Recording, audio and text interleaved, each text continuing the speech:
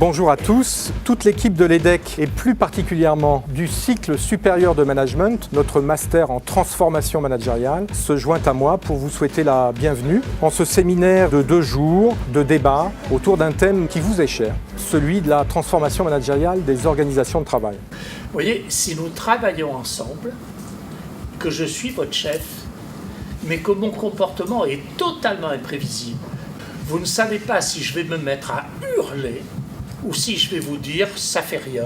Dans un tel cas, vous ne pouvez pas me faire confiance. Nous avons décidé de lancer cette année ces rencontres grands témoins et nous les lançons dans un cadre bien particulier qui est celui du cycle supérieur en management de l'EDEC, qui est notre master de transformation managériale. Nous sommes aperçus que nous travaillions avec les managers pendant une année.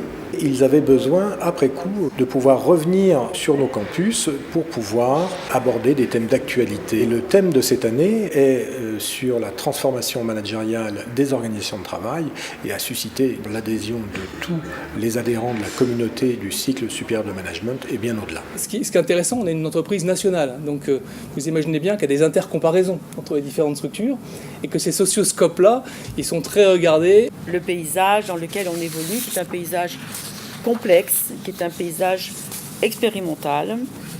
La métropole, il faut que vous le sachiez, Nice Côte d'Azur, elle est pionnière parce qu'elle est la première créée en France. Aujourd'hui, il y a un certain nombre de changements aussi qui se passent au niveau des dirigeants ici et on peut en avoir une idée à travers un examen de ce qui se passe en matière de pratique de la stratégie d'entreprise.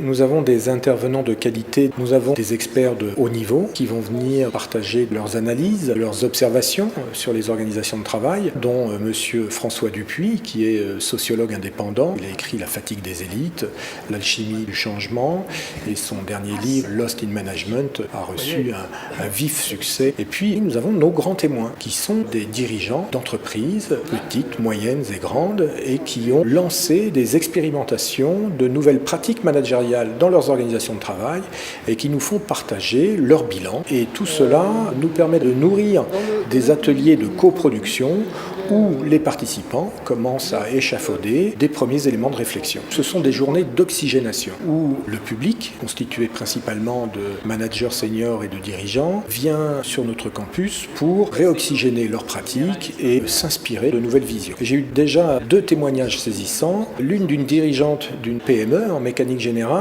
qui a décidé de revoir ses canevas d'évaluation annuelle d'activité, un second témoignage d'une DRH, d'une grande entreprise locale, qui a décidé de revoir le contenu du plan de développement managérial qui est en conception actuellement. Donc on voit qu'au-delà de l'oxygénation, il y a un retour sur investissement direct et immédiat de la part de nos praticiens qui ont accepté de venir avec un esprit ouvert. Il faut être conscient et il faut respecter le rythme dans lequel nous performons.